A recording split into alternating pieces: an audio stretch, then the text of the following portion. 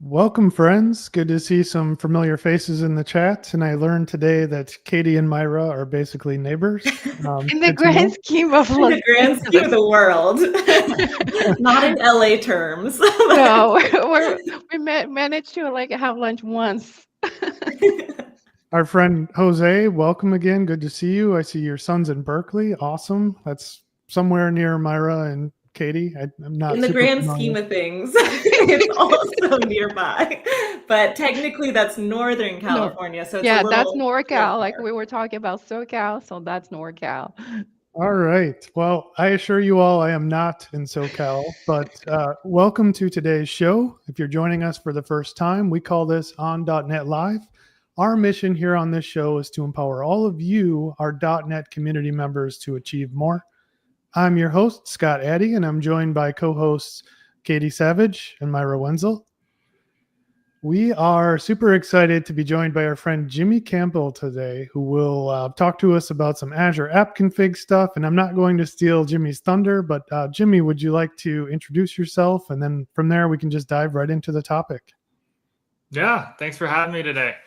My name is Jimmy. I'm an engineering lead here at Microsoft, and I come today to talk and empower .NET developers. As you mentioned, AI, intelligent applications, are a hot topic.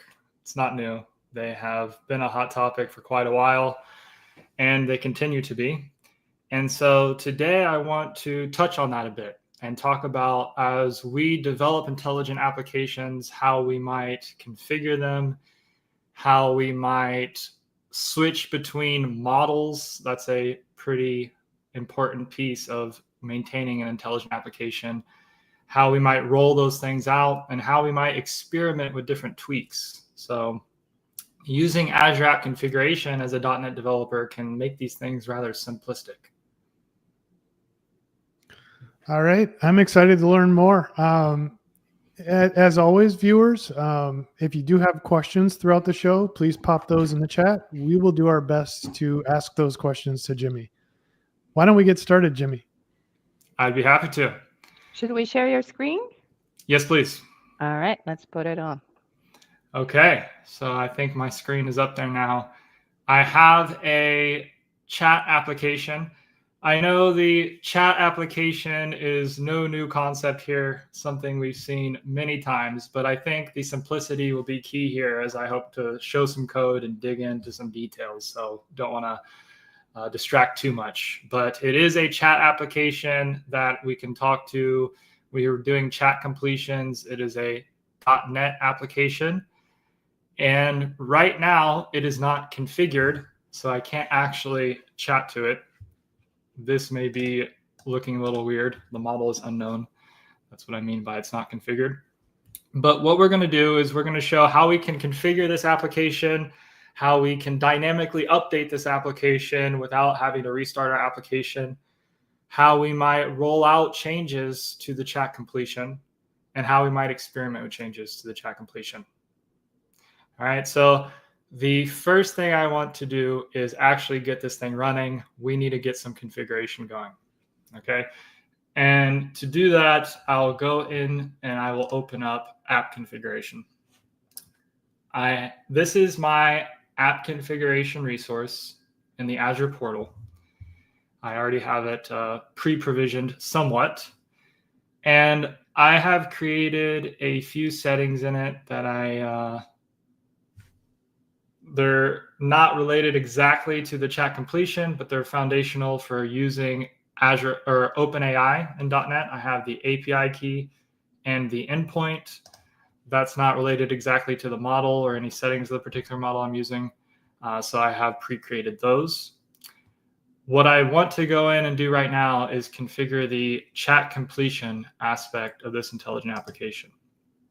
And to do that, I'm going to create something that App Configuration has recently introduced into our system, AI configuration. And right now, this is a chat completion is the only type of AI configuration object we support. We intend to have more in the future. This application I'm using is looking for a setting pulled from app configuration called chatbot:completion. So I'm going to create that now, chatbot:completion. And as I scroll down, we can see some of the settings that this chat completion configuration allows me to easily change.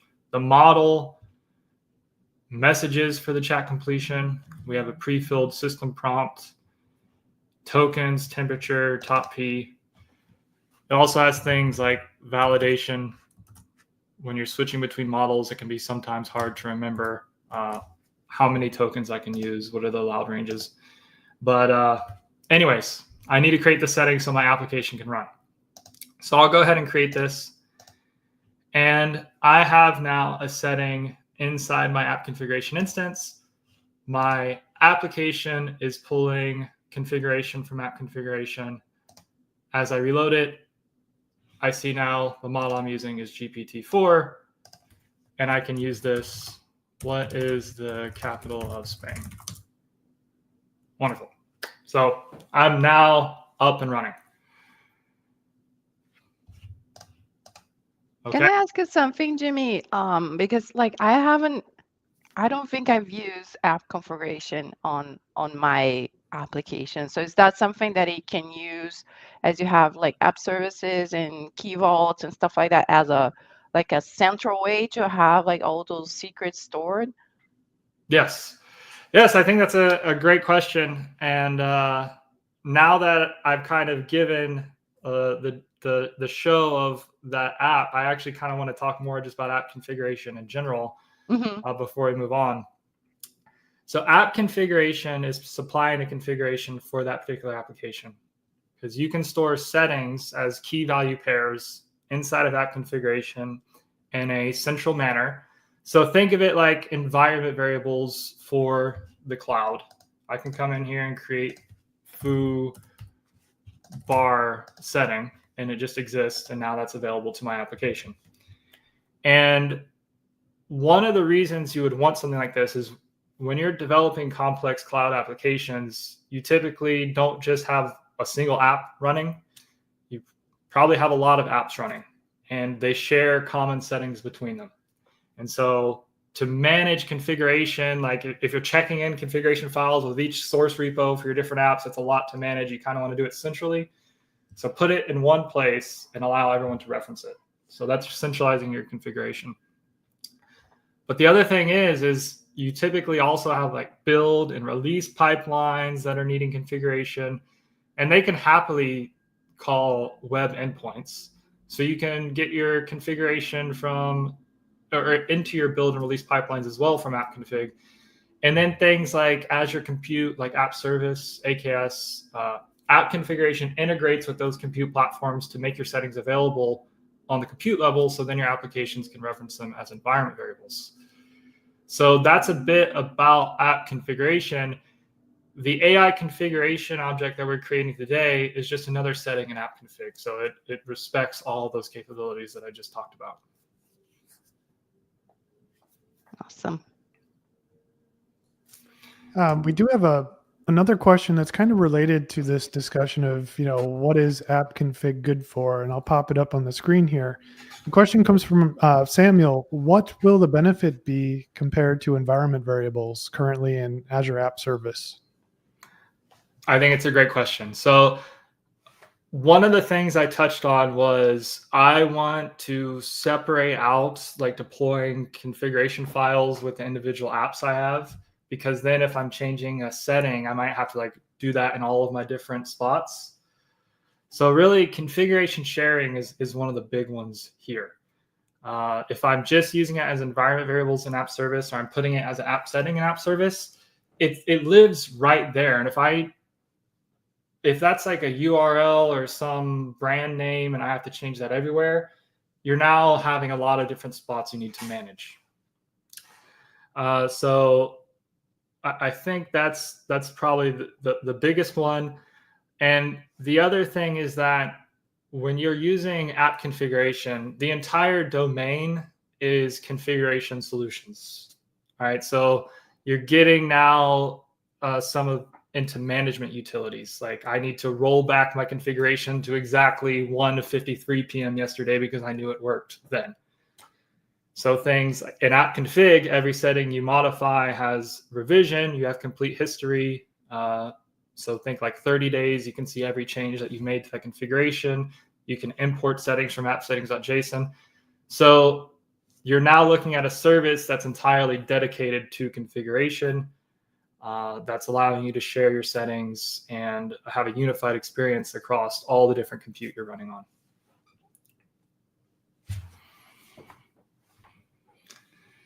Let's see if there's anything else. I'm looking at he was saying that, like Phil is saying that he's looking to do away with local secrets and not when running the app locally, which is also an interesting scenario. Yes. So one of the things that when I dive into the code here, I'll show is we're using default Azure credential. I'm running locally. I'm going to be running in VS Code, or actually I'm running from my command line. Default Azure credential allows me to use my Azure CLI login to access my app configuration resource. So I have no secrets locally.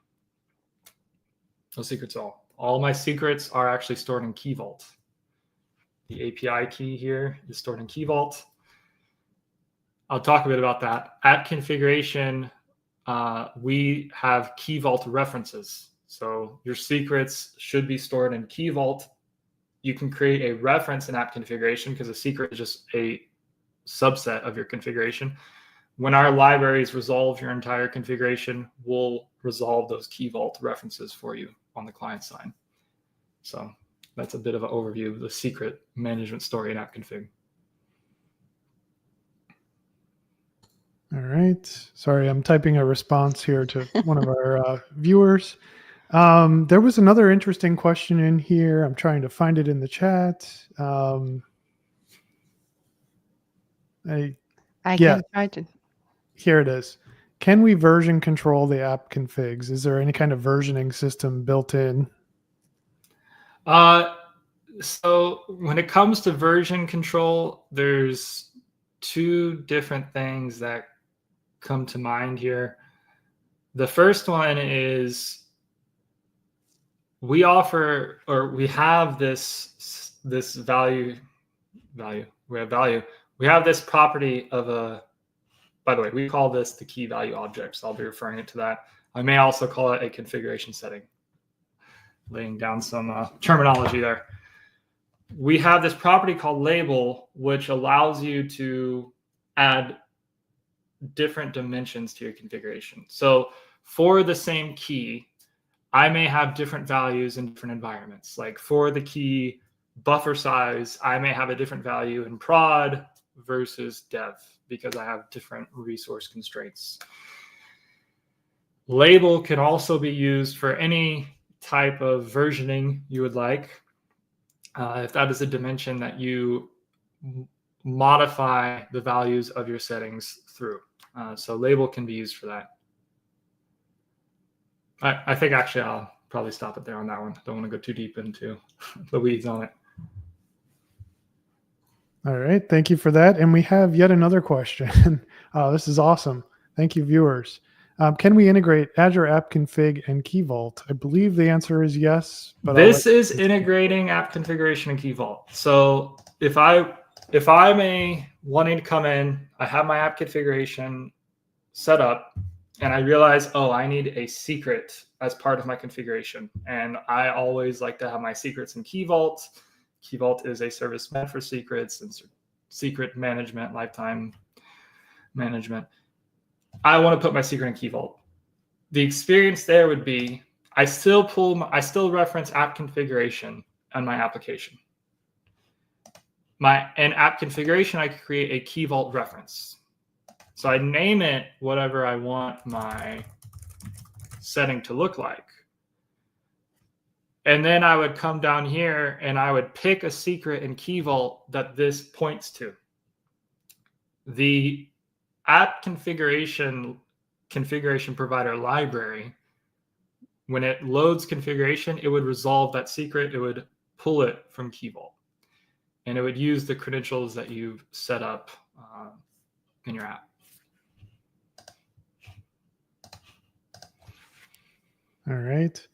I'm going to go back to, there was an earlier discussion, and this is the one I've been responding to in the chat. It may be worth talking about here for a minute. Our friend Fuel Snable was experiencing some kind of a delay when connecting to Azure App Config. I pointed out the fact that it could be the authentication step that's taking some time there. And if you find that you have to optimize that a bit, if perf is critical, it could actually be default Azure credential that's to blame there. It's a highly opinionated chain of credentials. It's attempting, in some cases, auth mechanisms that you may not be interested in using at all. And in that case, you're better off using what we would call a deterministic credential. So maybe introduce some conditional logic, and based on the environment variable and how it's set, maybe you're running locally, maybe you're running in prod, use the specific credential type that you're interested in that scenario. Maybe locally you're doing your development in Visual Studio. So there's an API called Visual Studio credential that you could use there.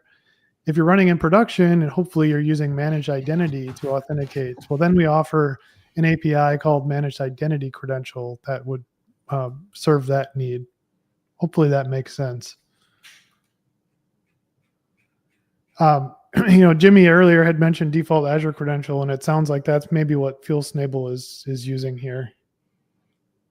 Yes, I think that absolutely could be the case. So it's, if there's a delay in the default Azure credential, like you said, it's using a lot of different sources to try to authenticate. So we would kind of want to dig in to see if there was some authentication source that's causing it to hold up a bit. Yep. Beyond the authentication step, is there anything you can think of, Jimmy, that could be tuned to improve that startup time? In this case, he's seeing up to a 10-second delay. And that's when he's running locally on his dev box, right? So it's like, I don't have anything off the top of my head. App configuration is usually having a pretty quick startup time. So other than the authentication itself, nothing comes to mind immediately. But certainly, if you want to reach out to us on the Azure/app configure or the app configuration repo in the Azure organization of GitHub, an open issue, we certainly can work through that. Sounds good. Right. All right. What else do you have for us, Jimmy? Okay, we got our application running. Now let's start playing with it. I talked about dynamic configuration, rollouts, and experimentation. So the first thing I want to talk about is, well, I talked about that we were going to talk about, but now I'll start talking about dynamic configuration, because GPT-4 was great, but it's not the latest. And I just want to be able to move quick. AI is moving quick. I want to move quick. I want to be able to move to a new model. So I want to come in here and I want to edit my model. I want to use 4.1. So I come in here and I change it to 4.1, reload my app, and we see I'm now using GPT 4.1. So app configuration, being a centralized configuration service exposed through a web endpoint, you're connected to something that you can easily update your configuration. And with an intelligent app, there's often a lot of times where you want to move quickly. So this is something that with this AI configuration object, you can have kind of that safety. You know how many tokens you can use, what the model names are, to start moving and do it quick. Okay. I want now to look at the code that actually makes this possible. So I'll open up Visual Studio Code here. And this is the application, this chatbot application. So first of all, we'll go over how do I set up my application to get configuration from app configuration.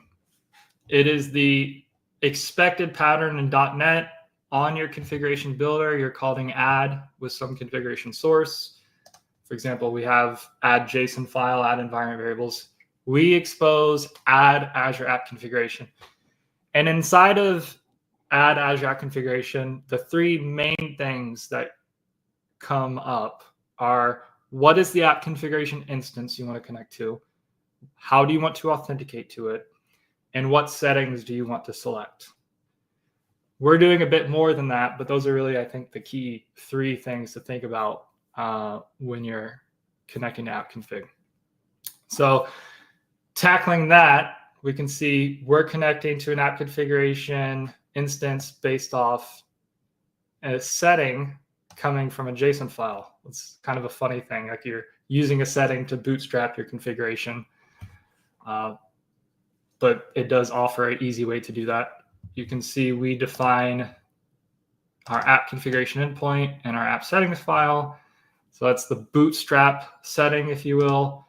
From that, we can point to our app configuration instance and then get all of our settings from app config. Then we use default Azure credential, which was discussed. The default Azure credential, I'm running from the command line, so it's using my Azure CLI login to go ahead and call my app configuration instance. Then what we're doing, something I didn't touch on, is we're setting up the refresh. I was able to just reload the page without restarting my app, and now I'm getting the new settings. And that's because we set up the refresh capabilities of app configuration. So I'm using this method here, register all, which is basically just saying, look at every single setting. If anything changes, grab it. And then I set a refresh interval here to be a little bit,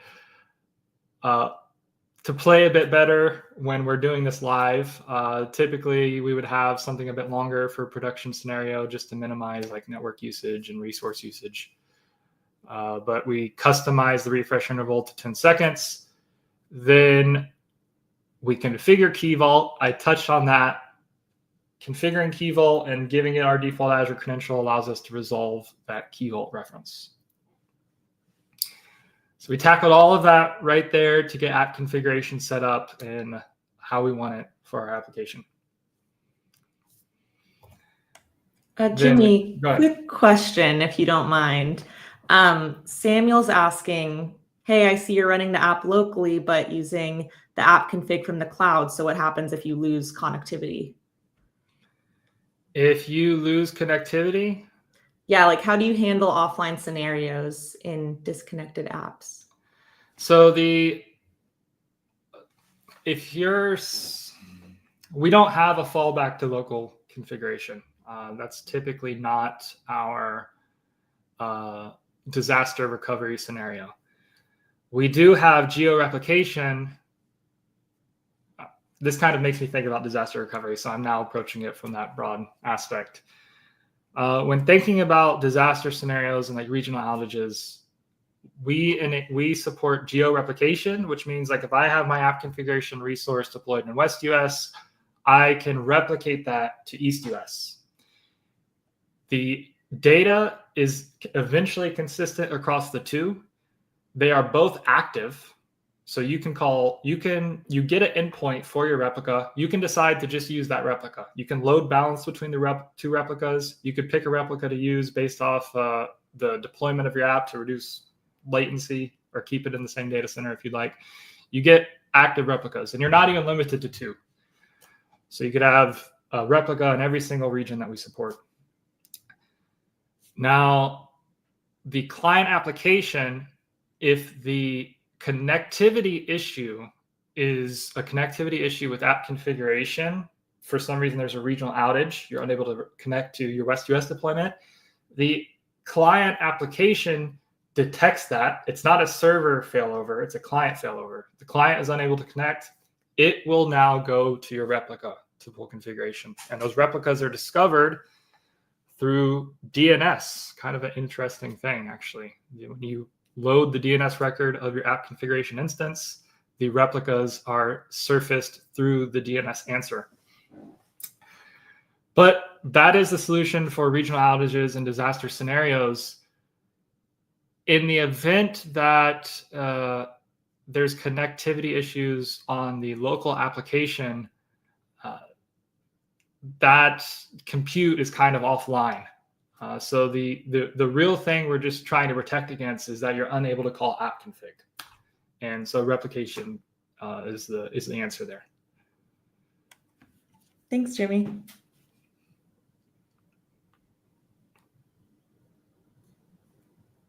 There's another question from Chuck. Is there a plan for the options pattern to be supported for those who switch to strongly typed configuration settings? I love that question because I'm about to talk all about the options pattern. Okay.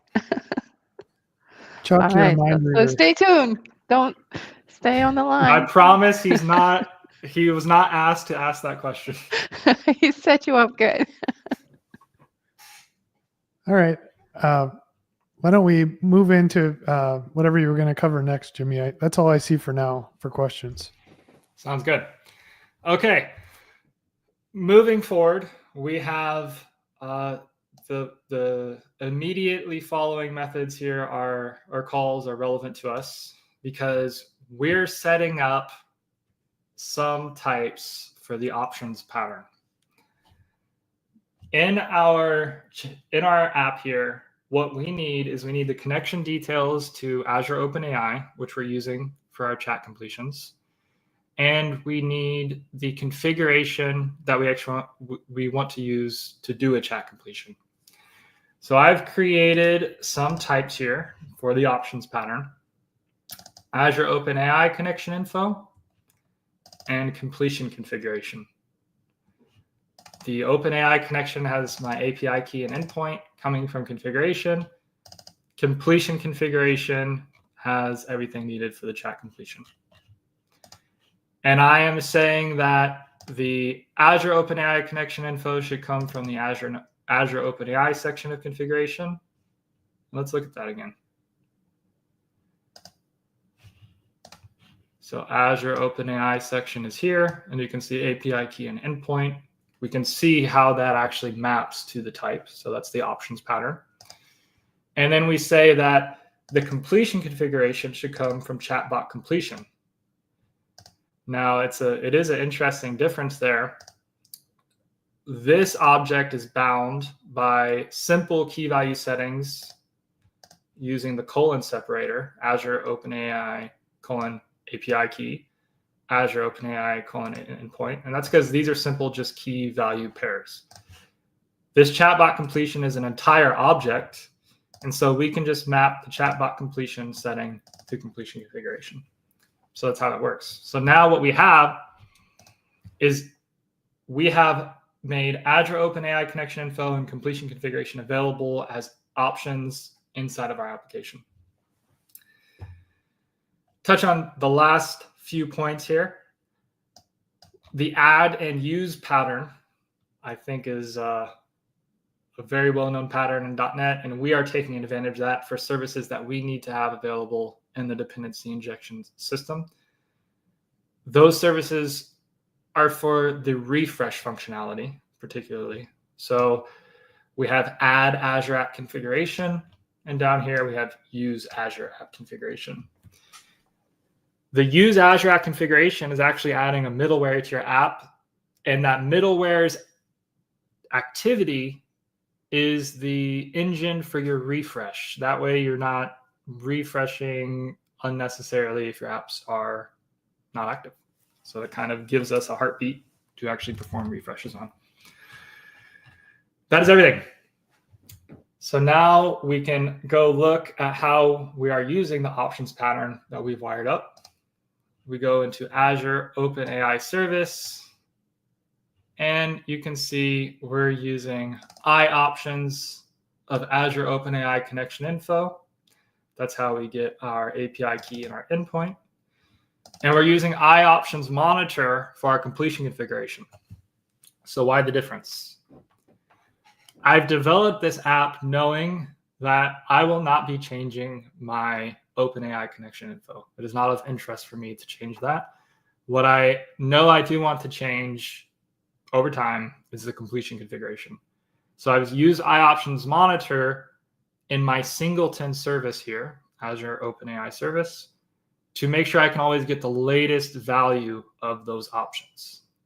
Otherwise, in my singleton service, if I just am using iOptions, I will get the first instantiated object, which may be using stale configuration. Down here at the bottom, we can see the entire usage of this completion configuration. So that iOptions monitor completion configuration, we get the current value, and we can do things like get the model. So that's GPT-4 or GPT 4.1, the temperature, max completion tokens, top P, some system messages to prepend to the chat history, and then we get our completion. And then we have the full story of how we're using app configuration. We're using the .NET options pattern to enable us to have strongly typed settings. We're using iOptions Monitor to make sure we can get live updates. And finally, we're using Azure OpenAI to get chat completions. So I have a question on this particular class that we're looking at, Jimmy. I saw further up in the file you were using constructor injection. I'm curious, is there anything you had to configure in the program CS to register that interface, in this case, with the IOC container? Yes. Thank you for that. We add the singleton here. So we are adding Azure OpenAI service as a singleton into the DI container, the service container. Since it is a singleton, we are using iOptions Monitor for those configuration updates. All right. So it's a lot less magical than I was thinking. It's good to see that in the program CS file. Oh, cool. Yes. This is that would be quite magic if it was somehow just appearing. And it's definitely a good point. Okay. At this point, we've covered the capability to change my configuration of my intelligent app quickly without having to restart things. I can go back, forth, whatnot. Now I want to get into maybe the next level. The next level is a rollout of these changes, where I kind of thinking a bit ahead of how I want to roll that out.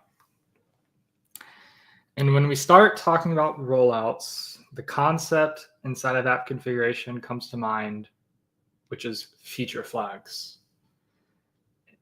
And for rollouts and feature flags, there's a few scenarios that we could touch on.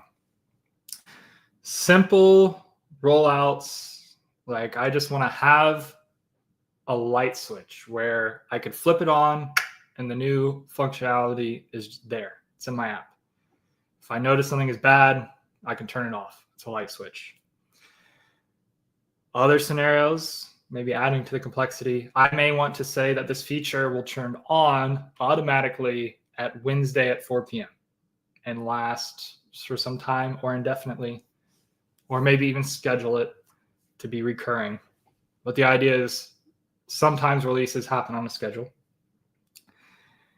And the last scenario I want to touch on, and we'll demo it, is I want to roll out my feature to a subset of my audience. I want it to roll out to a targeted audience and progress that thing so that if something is wrong, I can contain that blast radius and roll back if necessary.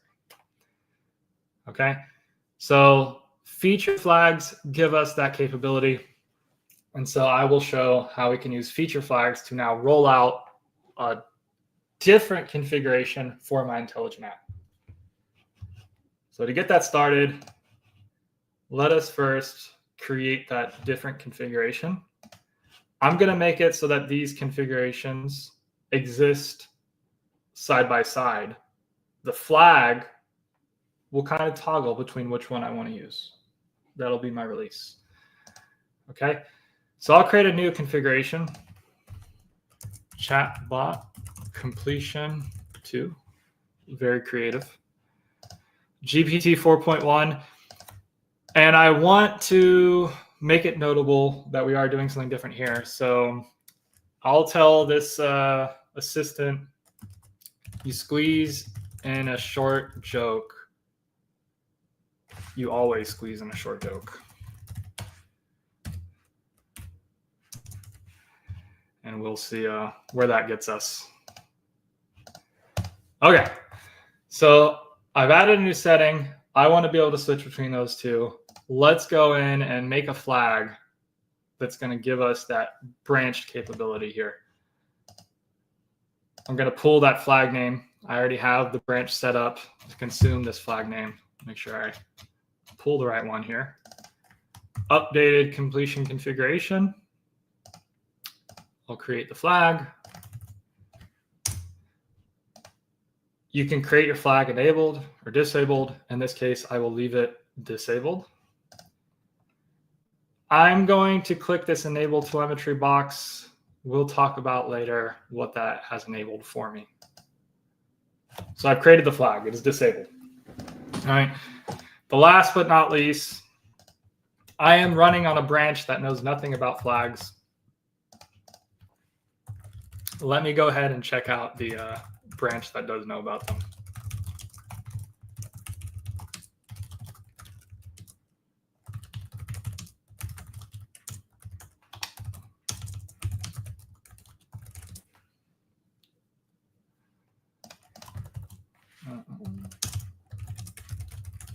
So I'm just starting up the back end and the front end on a new branch that is flag aware. The code will be changing as well. And we can talk about that. And I see you have a repo, right? If people want to explore that later on. There absolutely is a repo. We, at the end, we should give some time and we can go over that. Oh, perfect. All right, so I'm running. And am I running? Let us see here. Yes, okay. Last thing, I had changed this to 4.1. Let me change it back to 4. So we see a difference in the model here. Okay, I'm using GPT-4, and what is the capital of Spain? My assistant is just an assistant.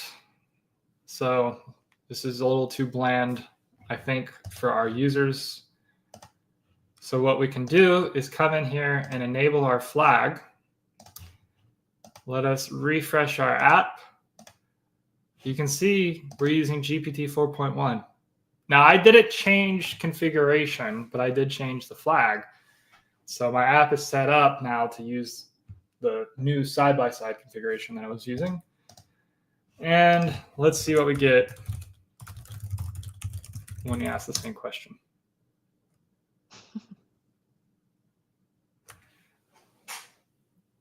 Not something I really get, actually. Maybe the joke fell a bit flat here. I don't quite get it. It is on theme, though. It definitely tried, but I think in this case, I'm a little scared, and I'm going to want to roll that back. I'm not sure this passes. So you can see we just roll that flag back. All right, so that's what I kind of mean by we have a light switch here and simple on or off. Okay, let's talk a bit about the code. And once we talk about the code, I'll amp that scenario up where we target specific users, percentages of users. And I think that'll probably be all we have time for before maybe we wrap up and talk about that GitHub repo and see if anybody wants to chat. All right, let us look at the code. I go back on a new branch now. I'll go over what has changed. So first we see something new here, use feature flags. This use feature flags call when we're setting up app configuration is setting up feature flag refresh on an interval of 10 seconds. So that way I'm not only getting configuration changes, I'm getting feature flag changes as well.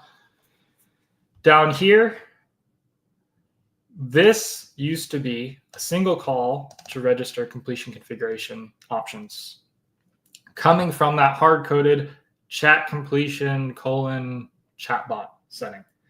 Now what's happening is we're actually registering two different named options. So this is using the .NET named options pattern, where I say for completion configuration, I actually have two different options, two different sets that are referenceable by name.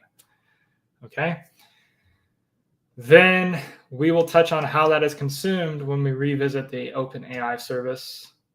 But I'll go down to show a bit more additions. We see add feature management. This is being added to our service collection. We're also extending it a bit with targeting and add telemetry. That is out of scope for what I've just shown. But when I go back to the individual targeting, it'll be relevant again.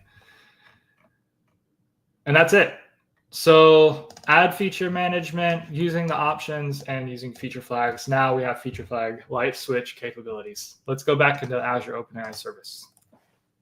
Okay. We recognize we have connection info still, the completion configuration via iOptions monitor. Something new now, though, our interface for evaluating features, our iVariant feature manager. Previously, there was iFeature Manager, and that has since been extended through a enhancement called variants. And now there's iVariant Feature Manager to use in your applications. Down where we were using the completion configuration, you can see we now have a new helper method, get completion configuration, which is checking if that flag is enabled. If the flag is enabled, it uses the named options pattern to get the options referenced by chatbot completion 2. If the feature is disabled, it gets chatbot completion. So here we have this switch. We can flip it and go between our different settings. And then you can see we use that completion configuration when we're invoking the completion. All right, and that's it for the code for the light switch scenario. We go back in, and I think we can amp this up just a bit. As I talked about, we can do user and audience targeting. So if I come back in here and I edit my flag, I can use a feature filter. And this is adding those conditions for flag, ramping the scenario up a bit. I talked about how you could target users. You can also do a schedule. There's also a way to extend and write your own code to do conditional evaluation of the feature. But these are the built-in functionalities. Let's target 50% of our user base for this feature. I add it, apply, and I pull up my cheat sheet to remember my username. Okay, let us look at it. So if I go back to my app, I have set up my app in quite a fun way where I am whoever I say I am in the query string. So I can become Jeff, and I can see that Jeff is using that old configuration, GPT-4. But if I become Bob, let's see if I refresh the flag here. Does Bob have it? Hold on a second. I may have not. Oh, I didn't enable the flag. Okay. I also need to do that. If the flag is disabled, it's always disabled. That's the fallback. Typically, what you really want to be able to do is turn a flag off if disasters happen. If it is enabled, then it evaluates those conditions. So we see Bob has the flag, and just to be complete, yes, Jeff does not have the flag. One last user here, Amy, also does not have the flag. So now we've rolled out, we didn't just roll out to Bob, we rolled out to 50% of our audience. I did some previous testing here to see if Bob was going to be in that 50% or not. And he is. So we can see that a percentage of our user base is seeing this flag is enabled. But Jeff is not happy because he really wanted to see that joke. We have a solution for that.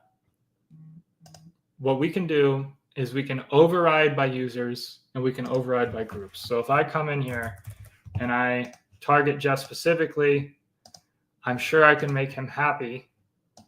Because if I come in and my application refreshes its configuration, we'll see that Jeff is now specifically targeted. And that was an example of user targeting. You may have seen that I also can override by groups here.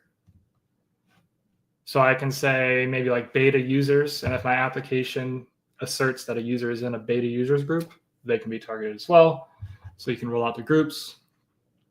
Is there a possibility to filter by geo? Sometimes like the scenarios where people kind of want to test new features is... Yes, so that is possible via that groups overriding. So the application itself needs to put that user in a group whose name is the geo, and then you just target that group. Okay, yeah, makes sense. Okay. All right, and then last but not least here, I will roll this out to 100% of my users and come in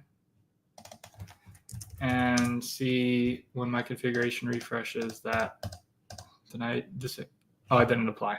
That's important. Okay. Now I have to wait that 10 seconds here.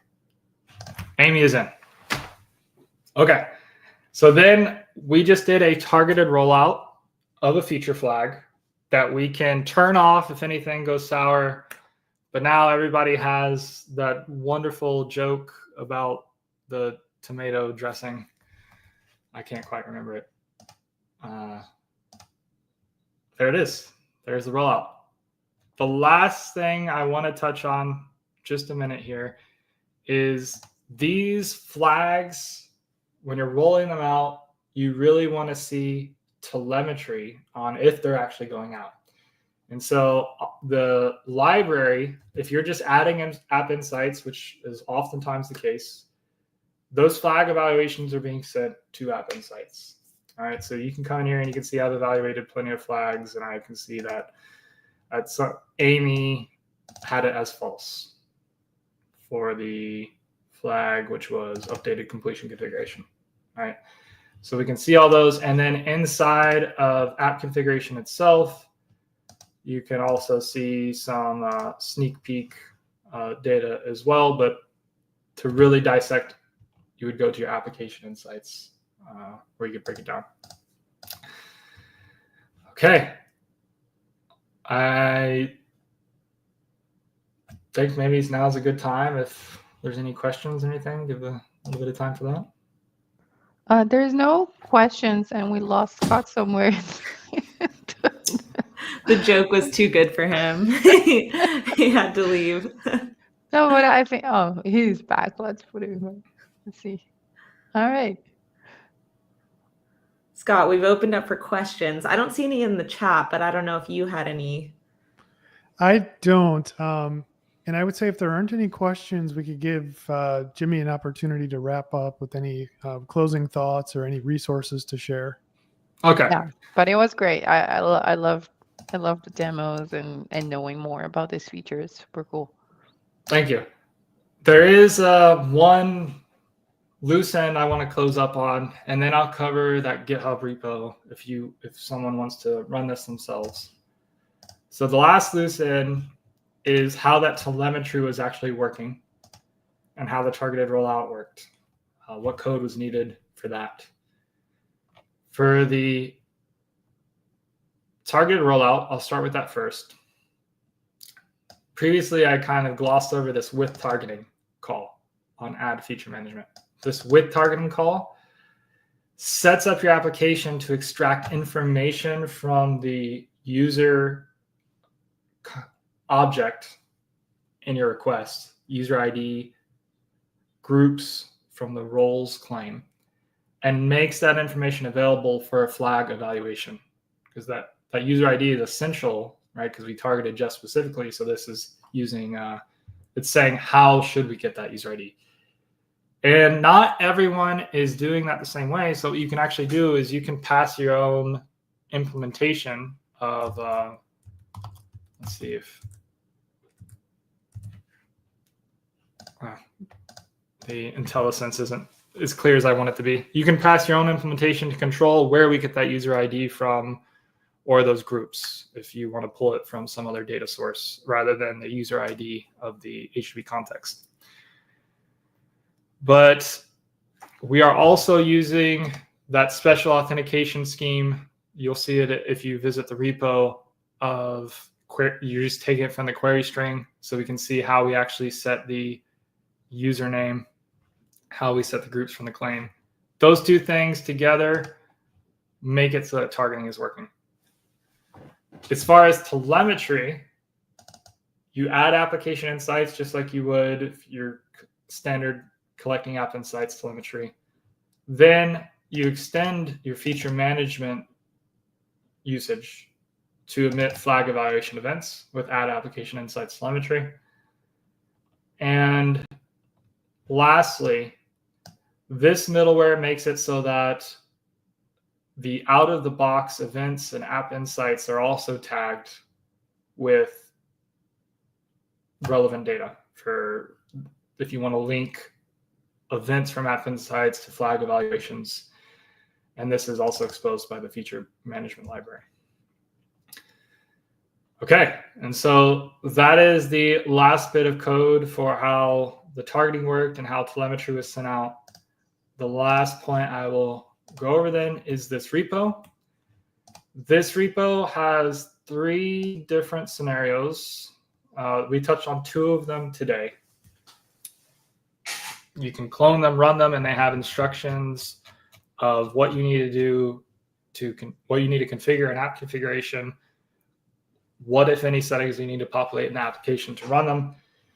They cover the dynamic configuration scenario where you're just tweaking the existing setting. They cover the rollout scenario.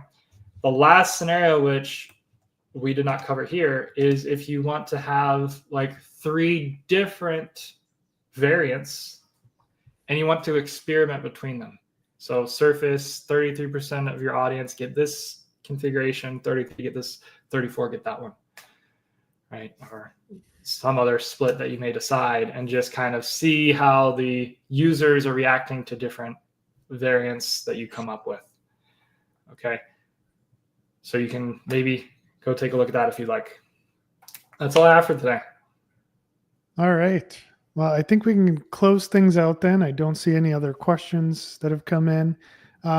As always, thank you to all of our viewers for tuning in today and listening to Jimmy share his expertise with Azure App Config. As a reminder, today's episode was recorded, as others are as well. You can view those recordings if you navigate in your browser out to dot.net/live. We will return next week, same day, same time, and we'll be joined by guest Andre Baltieri, who will talk about clean architecture and the repository pattern with EF Core. Hope to see everyone then. Thank you. Bye.